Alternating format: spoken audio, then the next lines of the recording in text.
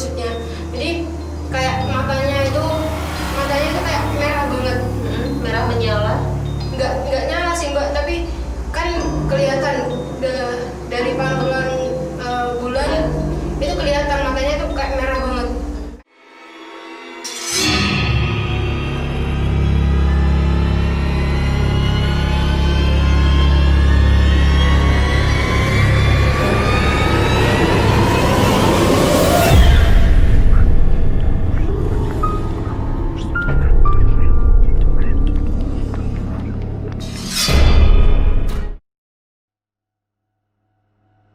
Assalamualaikum warahmatullahi wabarakatuh.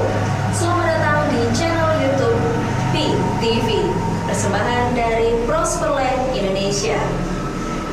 Bersama saya Dea Citra yang akan nemenin kamu yang mungkin sekarang masih di rumah aja. Di channel ini nantinya kamu akan mendapatkan berbagai informasi menarik. So, jangan lupa like, comment, share, and subscribe channel ini. Jangan lupa juga untuk klik tombol loncengnya biar kamu selalu mendapatkan update informasi tayangan video terbaru dari PTV. Sebagai video pertama, kita berada di segmen Nightmare Story. Di segmen ini saya nggak sendirian, sudah ada satu narasumber yang akan menceritakan langsung pengalaman horornya, yaitu ketika dia mendaki sebuah gunung di Jawa Timur pada tahun 2015. Langsung saja, selamat malam Mbak Bentus ya. Iya. Oke, gimana kabarnya Mbak? Alhamdulillah sehat Mbak. Sehat. Oke, Mbak Bentus ini akan menceritakan pengalamannya ketika mendaki di gunung apa ini? Di Gunung Arjuno via Tretes. Via Tretes ya. Oke. Dan tentunya silakan kamu tonton acara ini sampai akhir acara ya, sampai akhir cerita, karena nanti saya akan memberikan satu pertanyaan di mana buat kamu yang bisa jawab silakan aja tulis di kolom komentar di sini, dan nanti saya akan pilih 3 orang yang beruntung ya.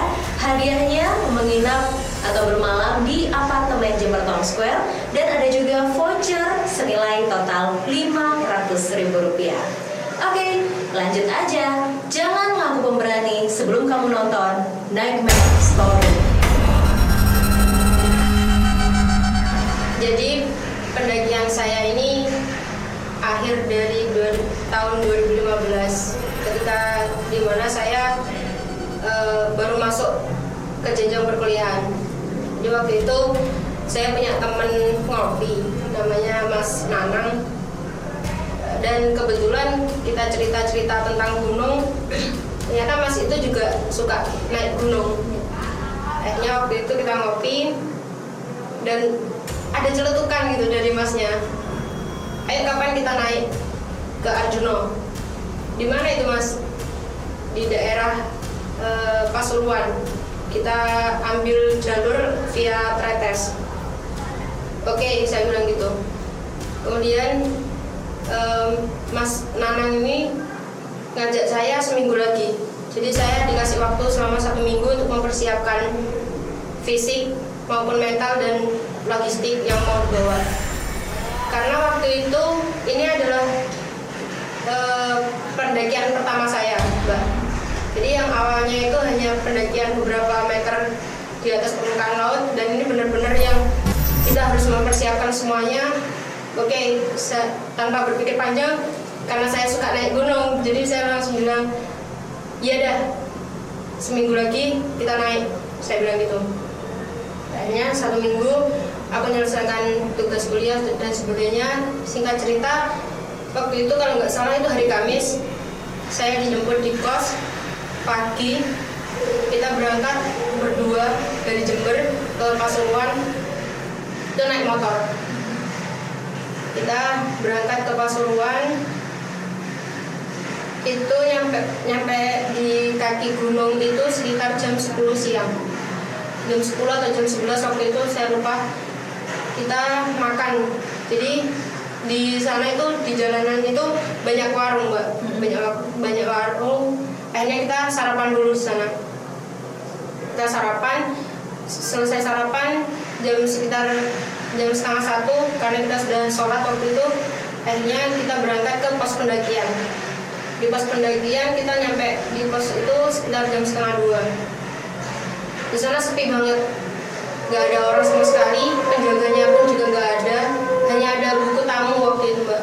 Jadi buku tamu untuk pendaki-pendaki. Jadi kita registrasi dulu di sana, tapi kita tunggu orangnya dulu. Ya. Ketika ada orangnya kita registrasi. Nah di situ awal mula terjadi keanehan gitu Mbak. Saya merasa kayak kita lagi dilihatin sama banyak orang waktu itu. Tapi di sana, tapi benar-benar nggak ada orang. Hanya ada satu warung dan itu pun cuman ada yang nunggu itu bapak-bapak. Warungnya itu agak jauh dari pos pendakian itu. Mungkin ada beberapa meter gitu. Tuh ada bapak-bapak. Tapi kita nggak ke sana. Kita nunggu di pos. Kemudian yang penjaganya ini datang, baru di situ sudah kayak senyap gitu. Yang awalnya kayak banyak orang yang ngeliatin kita, kayak banyak orang yang ada di sekitar kita, tiba-tiba itu kayak senyap aja, kayak nggak ada sama sekali. Apa yang kamu rasain waktu kamu merasa ada yang banyak yang perhatikan kamu lagi rame? Emang kamu ngerasain apa? Atau mungkin melihat sesuatu atau gimana? Kalau lihatnya enggak sih Mbak, tapi kayak ngerasa kayak ada apa ya, kayak ada yang bicara, ada yang rame gitu loh Mbak. Seperti pasar atau kayak yang kayak desak-desakan gitu. Kayak ada orang yang lagi desak-desakan, padahal waktu itu nggak ada orang sama sekali, hanya kita bertiga. Kemudian kita registrasi jam 2 kita berangkat, kita mulai perjalanan. Waktu itu pertama kali jalan itu langsung jalannya itu bener-bener yang miring banget waktu itu, dengan keadaan yang sudah capek karena bermotoran kan, kita pakai motor, makanya kita capek banget waktu itu. Jadi itu masih naik motor nantinya? Itu sudah jalan. Iya, jadi itu di pos pendakian itu kita titipin motor di sana juga. Kita jalan menuju pos 1. Nah di jalan itu kayak ada orang Mbak, kayak ada ramai banget juga, ada suara orang jalan, duk, kayak ada, iya, di samping kanan saya. Di samping kanan kamu? Iya, karena kita kan cuma berdua, nggak mungkin aku di belakang, jadi aku ada di depan dari teman saya itu. Tapi berasa kayak ada orang di kanan saya. Akhirnya udah nggak ada yang melakukan, karena ini pendakian pertamaku. Jadi kamu merasa yang berada di sebelah kanan kamu satu orang atau seperti banyak orang? Awalnya kayak satu orang, tapi kemudian kayak ada orang lagi, kayak nyalip gitu Mbak, kayak nyalip gitu. Hanya tak minta diemin sama aku, nggak tak iroin. Cuman aku nggak bisa lihat karena di situ benar-benar kanan kirinya itu sudah bambu-bambu gitu. Setelah bambu kita terus jalan, itu sudah pohon pinus, kanan kiri pinus. Itu bagus sebenarnya Mbak, tapi kayak ada kayak ramai banget di sini. Akhirnya kita terus jalan sampai di pos 1, itu nggak ada orang juga di pos 1. Pos 1 itu hanya ada kayak bangunan tempat orang istirahat aja, jadi nggak ada fasilitas lain. Lampu pun juga nggak nyala di sana. Kita istirahat sebentar, ngatur nafas. Nah di situ kayak ada orang yang nafasnya kayak banyak banget. Gimana? Maksudnya gini, jadi kita hanya 2 orang, tapi kayaknya nafas orang yang ngatur nafas itu kayak seperti itu ya. Kayak banyak orang. Iya. Kayak gitu tapi kayak banyak orang. Akhirnya tak liatin ke sekitar. Saya naruh carrier, saya lihat ke sekitar dari bangunan itu.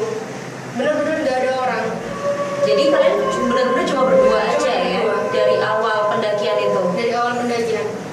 Akhirnya lagi-lagi kita nggak heroin itu, karena saya juga takut kalau mau tanya ke teman saya, ini posisinya lagi ada di gunung, nggak mungkin saya tanya soal kayak gitu. akhirnya aku memberanikan diri lagi. Kita setelah stamina kita sudah cukup, akhirnya kita jalan lagi menuju pos 2. Lagi-lagi jalannya itu agak terjal, tapi ada landainya lah dikit. Nah, kita agak santai di sana karena yang ditahu sama teman saya itu perjalanan dari pos 1 ke pos 2 itu agak jauh, jadi butuh waktu yang lama. Kita jalan santai. Kita jalan santai di perjalanan menuju pos 2 ini, jalannya itu setapak, tapi di tengah-tengah hutan itu agak jauh dari jalan itu ada tandon, Mbak. Itu tandon permanen, tapi sudah nggak dipakai. Jadi kayak bangunan apa gitu loh, kayak benar-benar nggak dipakai. Tapi di situ kayak banyak sekali anak kecil.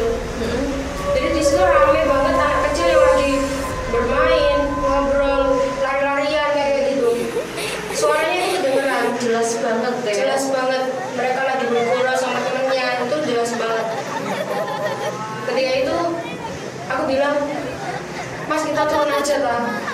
Saya udah nggak kuat karena gangguan itu ya. Iya, saya bener-bener udahlah nyampe sini aja. Kita sudah capek, terus disambut kayak gini, nggak enak banget.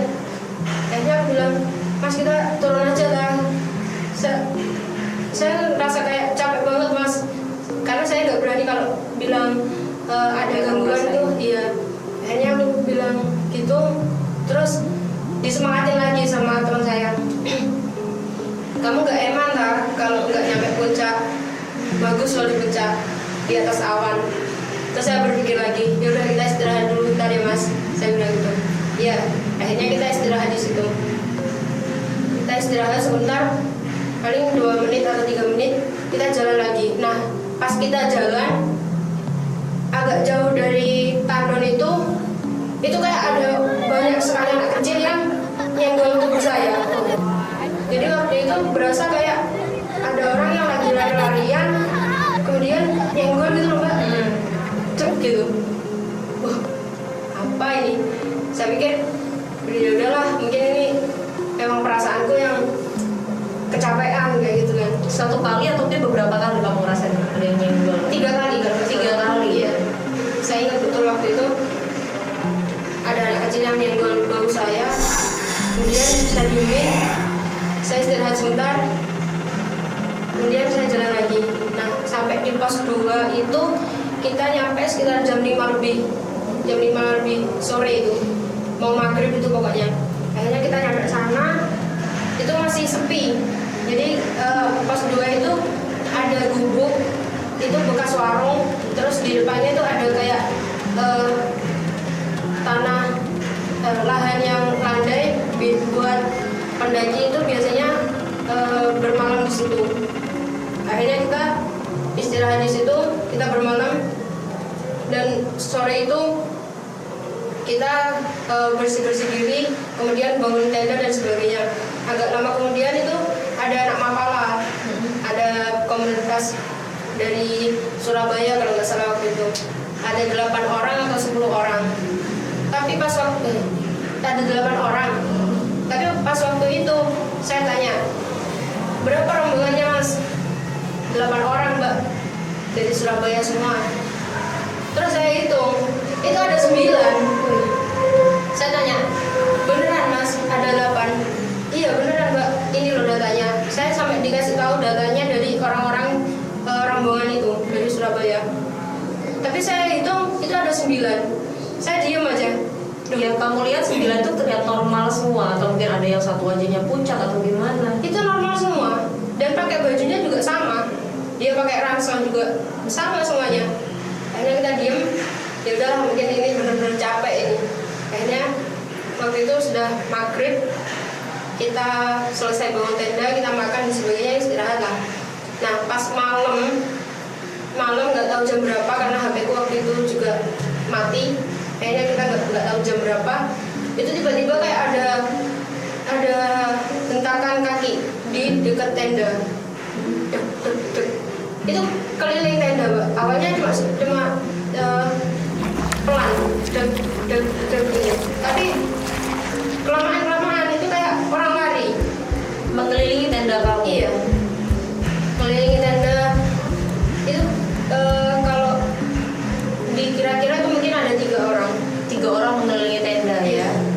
itu kan kamu di dalam tenda, nggak kelihatan ada bayangan, nggak ada sama sekali. jadi cuma suara aja. Suara aja. Benar jelas. Jelas. Dan itu pas waktu itu kalau nggak salah itu masih bulannya itu benar-benar yang lagi tinggi gitu loh Mbak. Jadi kan kalau misalkan ada orang lewat pasti kena senter ke dalam. Iya, Ada bayangannya kan. Betul. Itu nggak ada sama sekali. Itu posisi kamu di dalam. Aku Dan di dalam. teman kamu di dalam juga atau di luar? Teman saya di dalam dan sudah tidur. Udah tidur. Iya. Akhirnya aku malam itu nggak bisa tidur sama sekali sampai pagi. Teman-teman lokal yang baru ketemu itu dia bermalam sana juga kan? Dia bermalam di sana juga. Apa bukan kemungkinan teman-teman baru itu yang Itu Mbak, pas waktu paginya kita kan saling sapa. Ya kita berguru gak biasanya. Cuman pas saya tanya gimana tadi malam Mas? Ya kita berguru biasa. Kita jam 7 sudah tidur Mbak, gitu. Jadi mereka ketika sudah selesai makan dan dirikan tenda dan sudah makan, mereka langsung tidur sampai pagi itu. Berarti kan otomatis malam itu nggak ada orang beraktivitas di luar. Makanya waktu itu, aduh siapa ini kayak gitu. Akhirnya kita bersih-bersih. Jam 10 siang kita jalan lagi menuju pos 3. Nah di situ ada jalannya setapak lagi. Jalannya setapak lagi batu-batuan. Terus ada tanjakan itu miring banget. Orang dari kalangan pendaki itu namanya tanjakan asu. Jadi sebelum ke pos 3 itu ada tanjakan asu. Nah di situ mulai lagi kerasa Mbak, kayak ada orang ngikutin dari belakang. Ada orang ngikutin dari belakang. Terus ada bau kembang. Ada bau kembang. Dan itu pekat banget baunya. baunya wangi Seperti seperti kembang kuburan. iya. Oke. Itu wangi banget.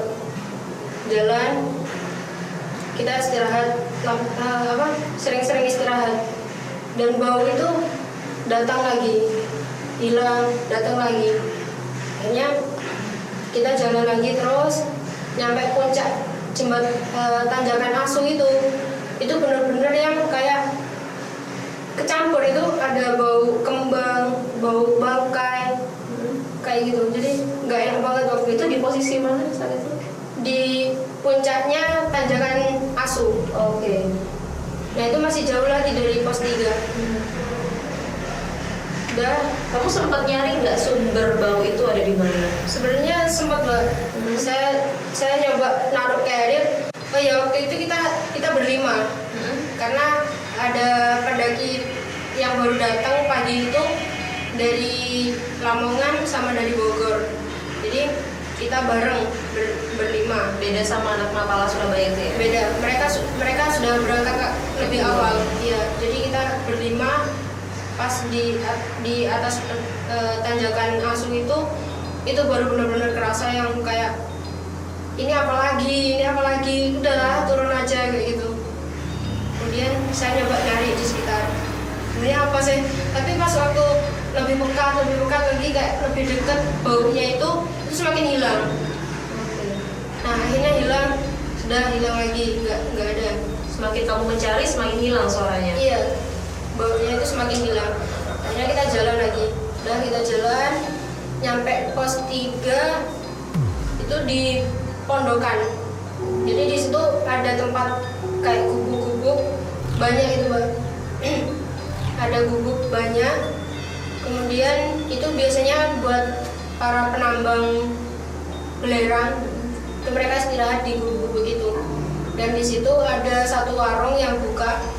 Itu di situ warung yang jualan kayak madu, jadi buat stamina pendaki gitu. Ada madu dan sebagainya.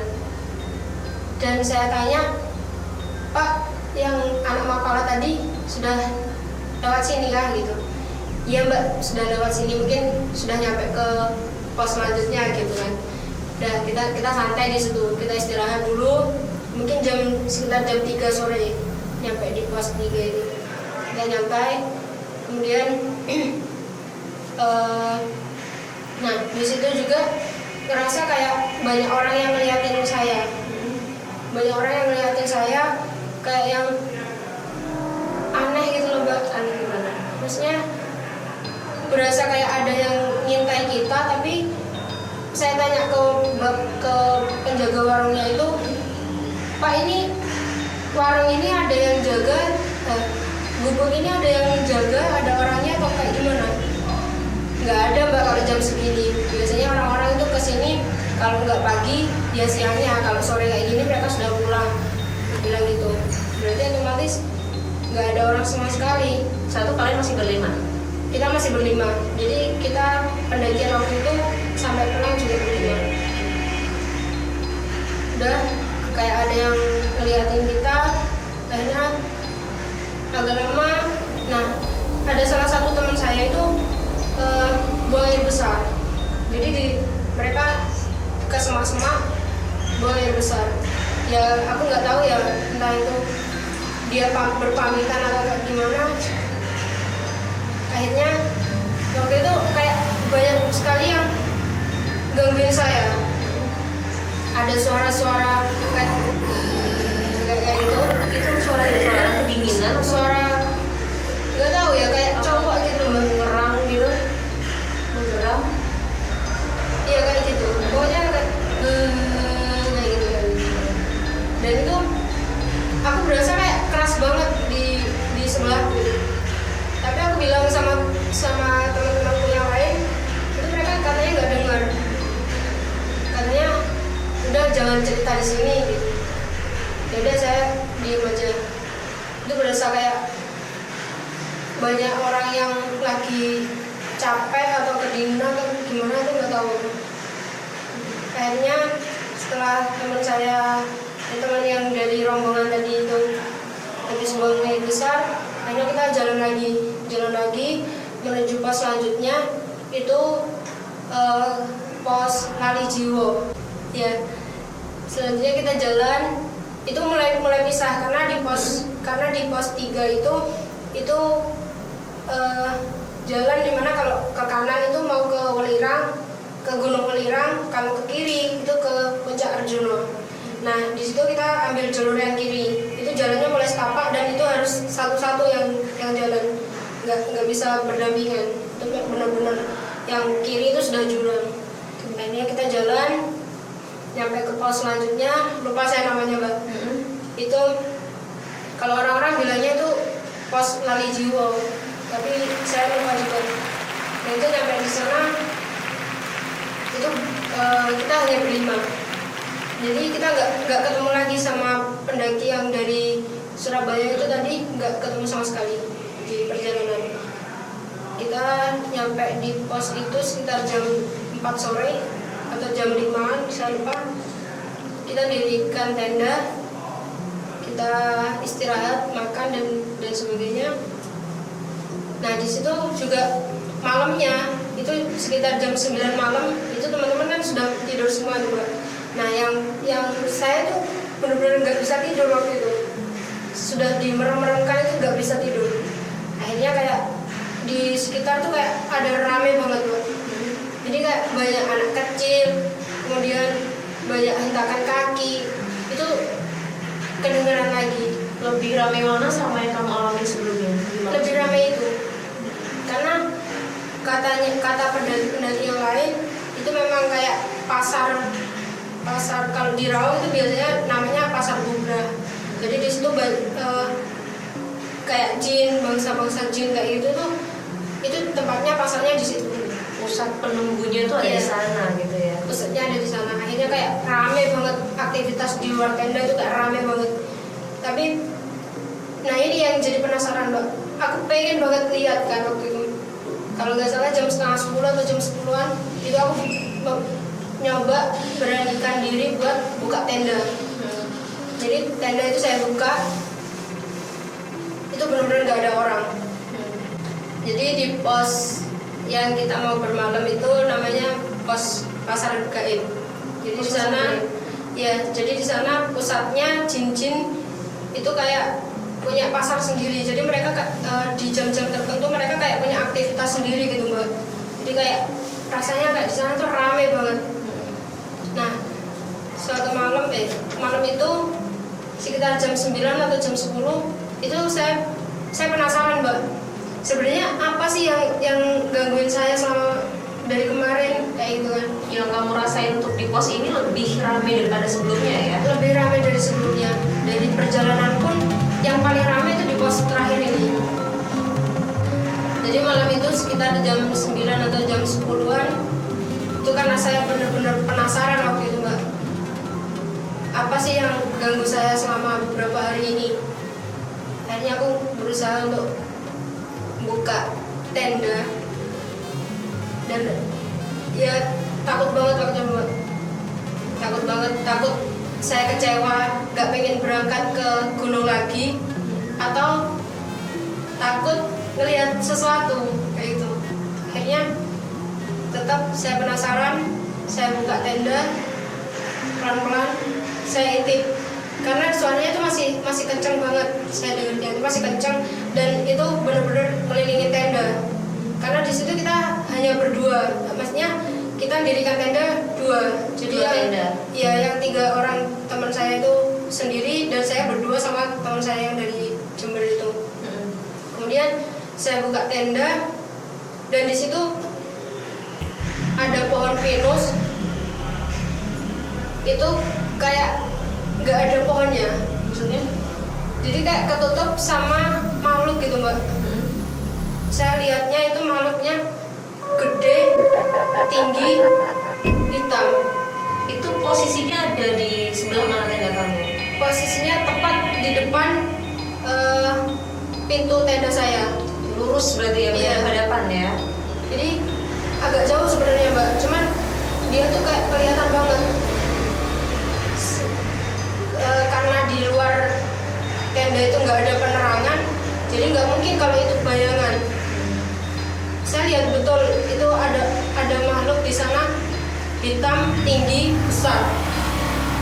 Akhirnya Kelihatan matanya?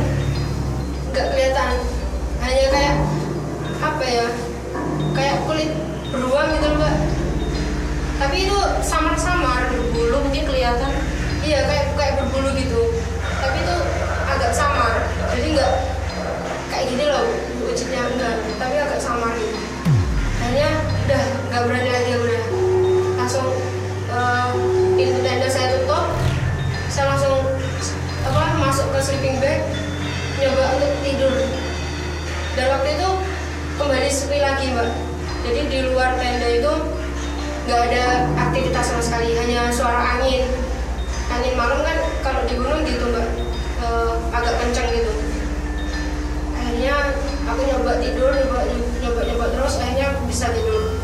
Kita hanya bawa keperluan kayak air minum sama snack kayak gitu buat sambil. Nah, kalau nggak salah jam 7 atau jam setengah 8 pagi itu kita summit. Kita melakukan perjalanan menuju puncak. Kita jalan, tetap kita berlima lagi, kita jalan. Nah, pas di batas vegetasi, sebelum batas vegetasi itu kedengaran lagi suara hentakan kaki. Hentakan kaki kedengaran agak jauh, dengarnya agak jauh, kemudian mendekat-dekat, dan akhirnya ada yang nyenggol bahu saya lagi. Itu tapi nggak ada orang, kita hanya berlima. Ini apa lagi gitu kan, takut saya. Tapi karena ambisi saya pengen ke puncak, dan puncak itu memang sudah kelihatan. Jadi puncak Watu Ogalagir, kalau di puncak itu namanya Watu Ogalagir, itu sudah kelihatan. Jadi ya apa, bisa nggak bisa saya harus nyampe puncak gitu. Akhirnya ya udah saya beranikan lagi. Setelah istirahat, beberapa kali istirahat, kita jalan lagi, jalan sampai puncak. Nah, sampai puncak itu baru ketemu sama mahasiswa tadi, mahasiswa pencinta alam 8 orang itu. Iya. Dan waktu itu tapi nggak 8 orang, hanya 4 orang yang di atas, karena teman-temannya ada yang fisiknya nggak kuat dan ada yang lagi sakit, makanya beberapa ada yang tinggal di tenda. Jadi di atas hanya 4 orang, dengan saya sama teman-teman saya itu ada 5 orang. Jadi di atas tuh di puncak kita hanya ber9. Singkat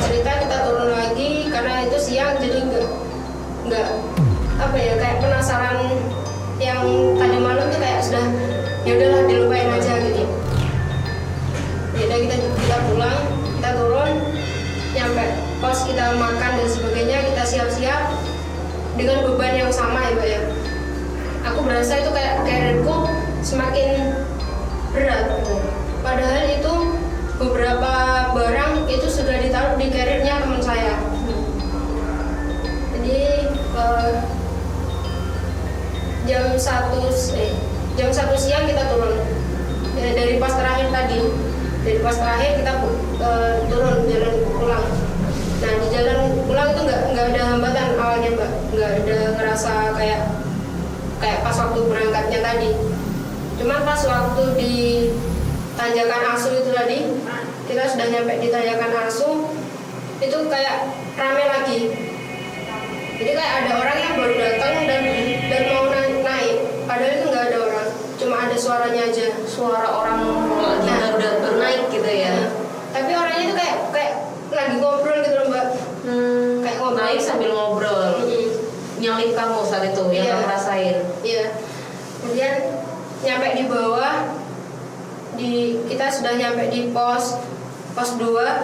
Nah di pos 2 itu ada 2 pendaki Mbak. Ada 2 pendaki, itu cowok cewek, tapi ketika saya sapa mereka tuh nggak respon. Jadi saya tanya, dari mana ini Mas? Saya tanya gitu. Orangnya nggak respon, dan Tapi sempat ngeliat kamu? enggak. Seakan-akan mereka itu kayak nggak ngeliatin kita. Yang mereka lagi ngapain satu? Waktu itu mereka itu lagi istirahat Di pos. di perjalanan menuju pos 2. Jadi mereka mau ke pos 3, saya kan mau ke pos 2. Ya. Nah itu di tengah jalan tuh mereka lagi istirahat. Tapi ketika kita sapa, kita kan berlima, itu juga nyoba nyapa juga gitu loh. Jadi teman-teman saya itu nyoba nyapa ke orang itu, nggak ada respon sama sekali. Ya udah mereka kayak asik sendiri gitu berdua. Mereka ngobrol. Iya, mereka ngobrol. Jadi kayak seakan-akan ya memang pendaki yang baru-baru mau naik gitu. Mungkin itu pacarnya ya. Jadi mungkin ya cemburu atau apa nanti, jadi nggak ngerespon kita. Tapi kedua itu tahu ada kehadiran kalian. Kurang tahu saya, soalnya bener-bener nggak ada yang iya Mas atau ngeliatin ke kita juga enggak. Mereka asik ngobrol sendiri aja. Jadi untuk perjalanan turun itu, ketika sudah nyampe di bawah Tanjakan Asu itu, saya sama teman-teman berpapasan dengan 2 orang pendaki. Kayaknya pendaki ini baru akan mau naik ke pos 3. Kita ketemu, kita nyapa kan, karena ya itu kebiasaan kita kan, ketika di gunung pasti kita nyapa, atau mungkin ada beberapa makanan yang bisa kita kasihkan ke mereka. Saya nyoba nyapa, dari mana Mas? Kayak itu. Orangnya itu nggak respon. Jadi kayak 2 orang itu kayak asik ngobrol sendiri, kayak nggak ngelihat kita. Padahal kita berlima. Dan itu yang nyapa nggak hanya saya Mbak. Jadi ada teman-teman saya tadi juga nyoba nyapa. Dari mana Mas? Mas, ini pacarnya ya, sampai digunain gitu kan. Mereka benar-benar kayak nggak ngelihat kita. Jadi itu kayak mereka hanya berdua, dan kayak suasananya itu kayak berbanding terbalik dengan apa yang aku rasain ketika selama diganggu di perjalanan itu. Jadi saya merasa bahwa banyak orang yang lalu lalang tapi nggak kelihatan, dan itu waktu itu kayak dia ada tapi nggak ngelihat kita. Kamu, oke. Iya, Tapi kebalikannya ya. nggak ngelihat kita berlima, nyapa pun nggak mereka respon. Dia noleh pun enggak ya? Enggak. Ya udah kayak gini dan mereka asik ngobrol sendiri. Bisa jadi mungkin mereka juga merasakan kita cuma berdua tapi ada yang lewat nih. Bisa jadi seperti itu ya. Mungkin. Oke. Nggak tahu juga ya. Karena kita nggak ada jawaban. Ketika kita tanya dari mana juga nggak ada jawaban.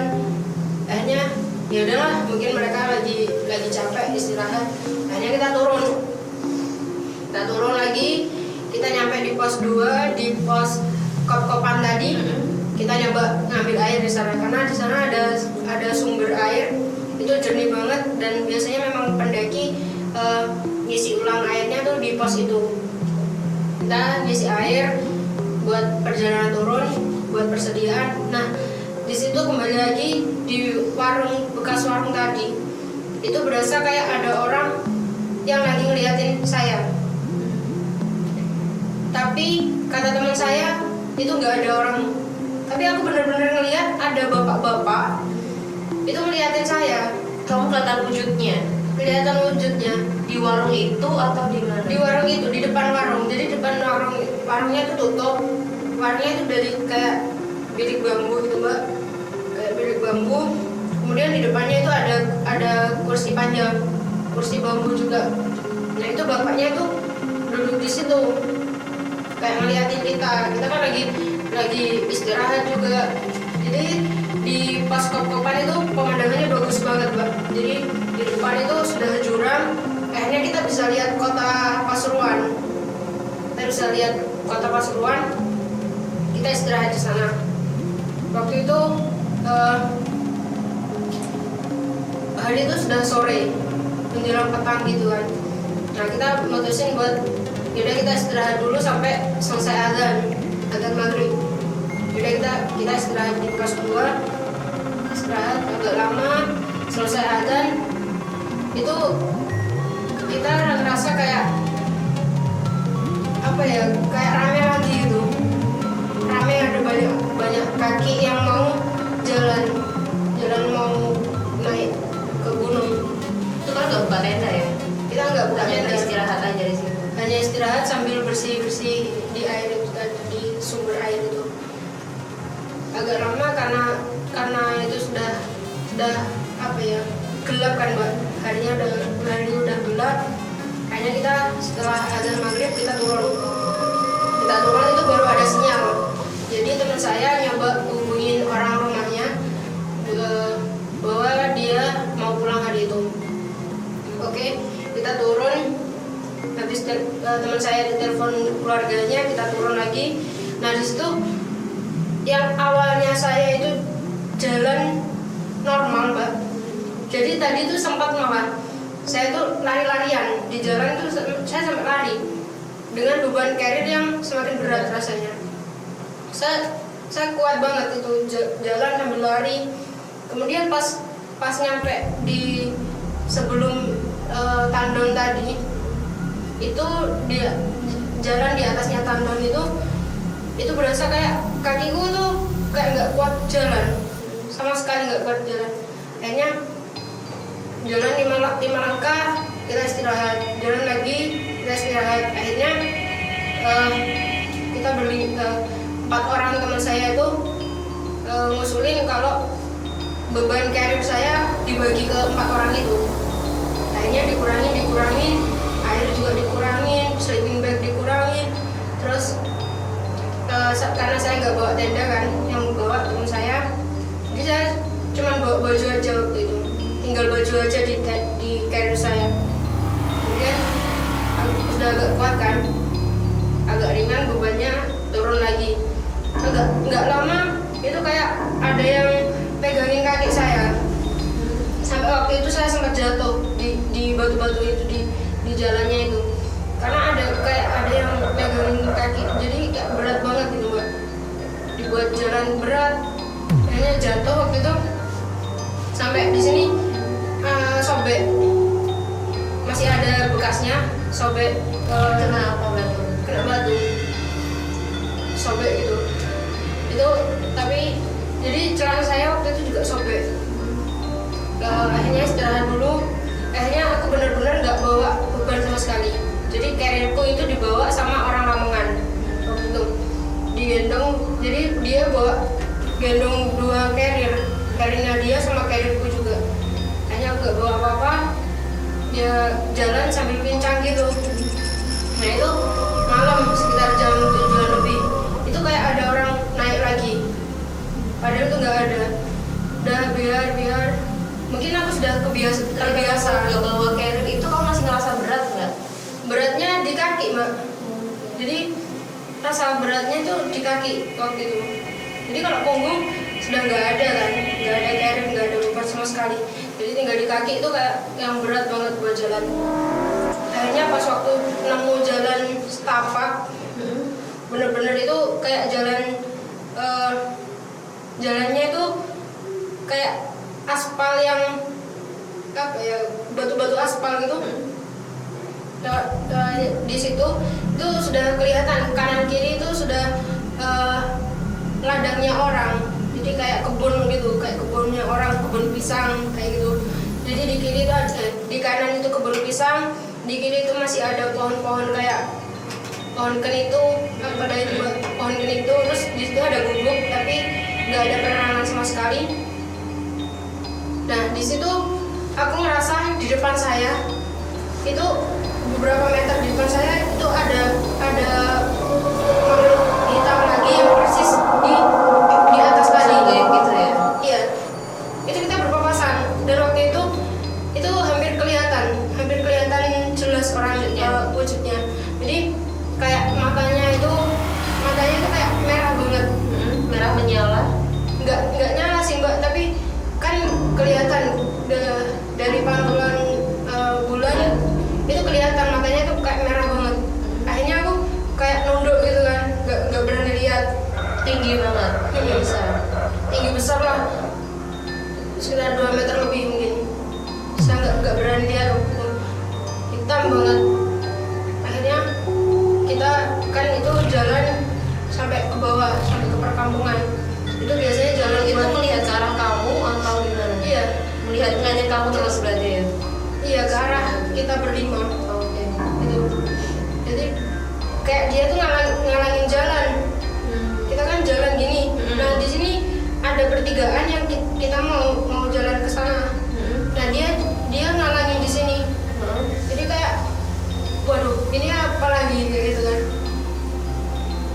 Nah itu kita belok yang kanan. Nah orangnya makhluknya itu masih tetap di situ.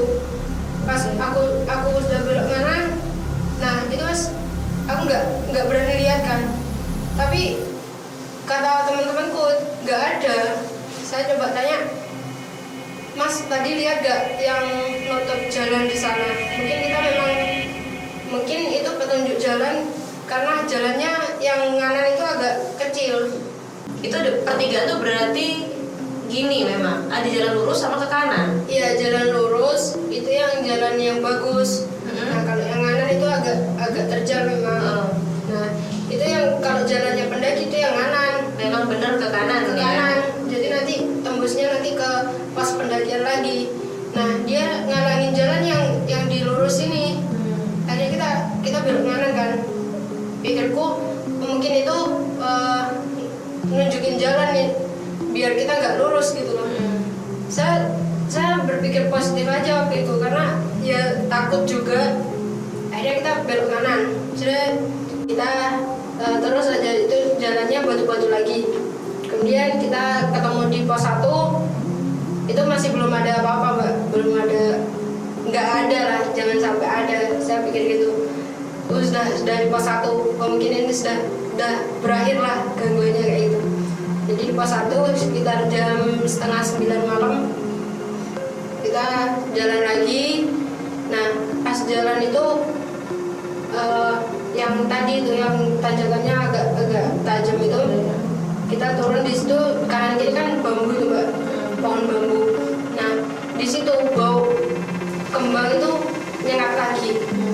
Jadi dengan keadaan saya yang sudah capek, kemudian kaki itu masih berat, sampai di situ masih berat banget buat jalan, juga luka juga. Akhirnya jalannya pelan-pelan dan bau kembang itu terus ngikut sampai kita jalan, baunya juga ngikut. Jalan kita sudah nyampe, sudah kelihatan itu perkampungan itu sudah kelihatan.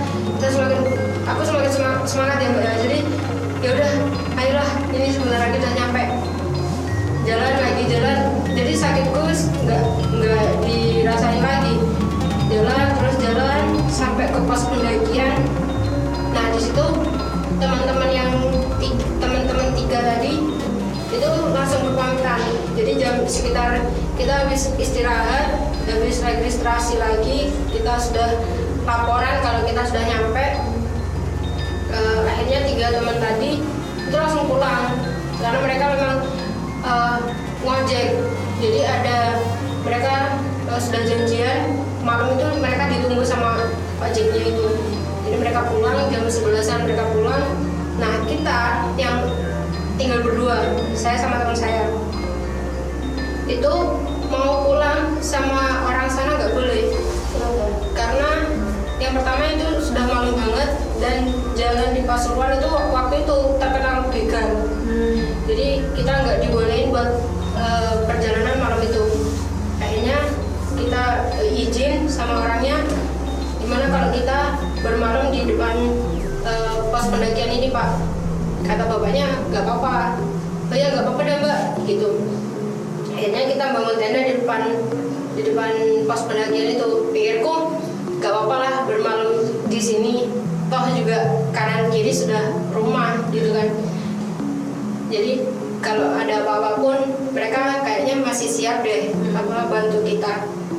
Akhirnya dengan bekal waktu itu tinggal mie instan yang kita punya malam itu.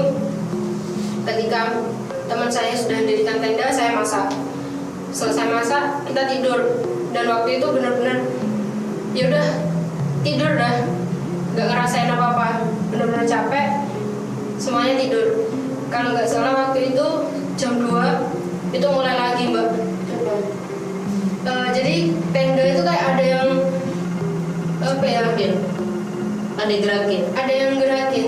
Jadi kayak ada yang gerakin tenda, terus ada hentakan kaki lagi, dan itu cepet banget, maksudnya kayak orang lari-larian di sekeliling tenda. Tendanya sambil digerak-gerakin gitu. Nah ini saya cuma dengerin aja, tapi saya nggak berani melek itu Bang. Melek dikit cuma lihat tenda gerak-gerak gitu. Nggak ada bayangan? Nggak ada sama sekali. Kemudian udah saya merem lagi, dan di situ masih banyak orang berkelilingan di sekitar tadi. Suara orang berlarian aja atau ada suara orang ngobrol gimana? Kalau ngobrolnya itu anak kecil, jadi kayak ketawa-ketawa gitu. Jadi kayak ketawa-ketawa kayak ya kayak orang-orang kayak anak kecil main gitu. Itu banyak sekali. Kayak anak kecil yang lihat tenda itu kayak mainannya mereka gitu loh. Jadi sampai dihorok-horok gitu. Sambil dia ketawa-ketawa sama temennya. Tapi temen kamu masih tidur dan nggak ngerasain ya? Iya, temen saya tidur. Saya nggak tidur itu sampai jam 4. Kemudian saya tidur. Jadi pagi itu teman saya bangun duluan buat sholat subuh. Saya tahu dan saya dengar dia buka tenda, dia buka resleting tenda, dia keluar, itu saya tahu. Kemudian saya tutup mata lagi kan, saya merem-merem lagi. Kemudian begitu saya coba buka mata, kok ada teman saya di sebelah, gitu kan? Lagi tidur juga atau? Iya, lagi tidur juga. Dan itu ngadepnya ke saya. Jadi kita benar-benar kayak hadap-hadapan sama orang gitu. Akhirnya Padahal saat itu kamu yakin teman kamu udah keluar tenda ya? sudah keluar. Akhirnya saya diem, saya merem lagi. Kemudian agak lama, mungkin sudah agak terang ya. Jadi saya udah nggak takut lagi. Saya buka mata lagi. Itu teman saya baru buka tenda mau masuk ke tenda. Nah, saya tanya, Mas tadi kemana? Saya sholat di sebelah. Terus langsung masuk apa ini baru keluar lagi gitu? Enggak, saya dari tadi di sebelah ngobrol sama bapak-bapak yang jaga pos gitu. Nah, tadi tuh aku lihat Mas itu keluar tenda, katanya mau sholat. Tapi di dalam tenda itu ada samian, saya bilang gitu. Enggak, sebenarnya saya tuh di luar lagi ngobrol sama bapak-bapak yang jaga pos. Waduh, ini siapa lagi? Saya diam aja. Terus kita jadi pagi itu kita laporan lagi ke penjaganya. Kita laporan lagi kalau kita sudah mau pulang. Kemudian di situ kita tanya juga. Kita kan lihat buku situ nggak ada orang selain yang dari Mapala. Kita berlima, nggak ada lagi pendaki lain. Jadi termasuk yang laki perempuan berdua itu juga nggak ada di situ? Nggak ada. Dan jalur yang kita lewatin itu benar-benar yang kalau mau naik ke Arjuna atau Welirang itu hanya satu jalur itu kalau dari Tretes. Dan itu harus lapor dulu ke pos pendakian itu. Dan itu nggak ada sama sekali cowok sama cewek itu tadi. Mungkin nggak sih kalau mereka masuk tanpa daftar? Mungkin pas mereka datang karena nggak ada petugas, akhirnya mereka nyelonong masuk aja. Saya rasa nggak bisa mbak, karena dari pengelola gunungnya itu juga mereka perlu data siapa aja yang naik. Jadi dari via manapun, dari jalur manapun, pasti mereka harus registrasi dulu. Entah itu nanti ada pembayaran buat asuransi keselamatan atau kayak gimana, itu pasti ada kan. Tapi mereka harus meninggalkan data diri di pos pendakian awal. Tapi di situ benar-benar nggak ada datanya 2 orang tadi. Juga suara-suara yang tadinya kelihatan rame ketika kedengeran suara jalan. Jadi ketika kamu dari awal sampai kembali itu yang seakan-akan banyak orang, ternyata di data tuh nggak ada ya, nggak ada data pendaki lain selain yang kamu temuin itu. Iya. Jadi di datanya itu ya cuman kita berlima sama 8 orang dari Surabaya itu. Dari benar 8 itu ya, bukan 9 ya? Benar-benar 8. Oh, oke. Dan itu ketika di pos terakhir tadi itu ya kita bercengkrama seperti pendaki biasanya, itu juga mereka berdelapan. Oke, jadi hanya ketika bertemu pertama kali kamu menghitungnya 9 ya? Orang. Tapi pas ketemu lagi 8. Iya. Oke, kemudian sudah berakhirlah perjalanan kamu saat itu ya? Iya, jadi setelah sudah kita lapor bahwa kita sudah turun, kita mau pulang, udah kita langsung pulang aja, kayak gitu.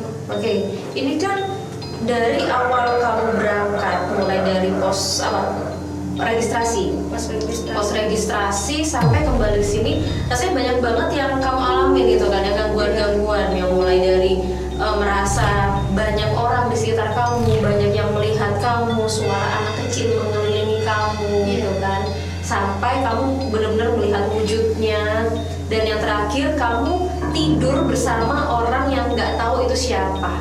Yang jelas-jelas dia teman kamu udah keluar, tapi ternyata ada wujud pas di depan wajah kamu yang tidur gitu ya. Menurut kamu kenapa sih gangguan-gangguan itu terjadi gitu loh?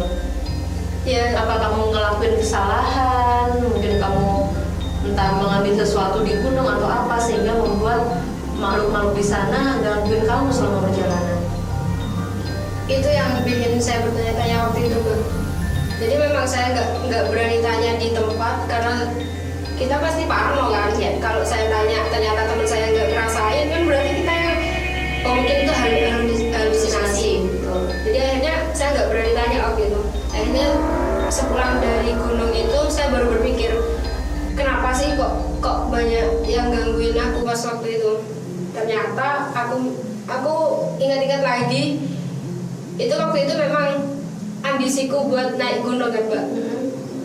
Akhirnya waktu itu ya udah kita berangkat aja tanpa saya berpamitan sama orang tua saya. Oke, jadi saat itu kamu nggak pamit? Nggak pamit. Yang pertama saya nggak pamitan. Pokoknya saya bilang, pokoknya saya pergi aja gitu. Baru pas ketika pulang saya ngabarin orang rumah, terutama ke kakak saya ya, ke mas saya. Mas, saya kemarin habis dari Pasuruan, habis dari Gunung Arjuna gitu. Sama mas saya bilang, ngalamin apa di sana? Mas saya mesti ngerasa, Mbak.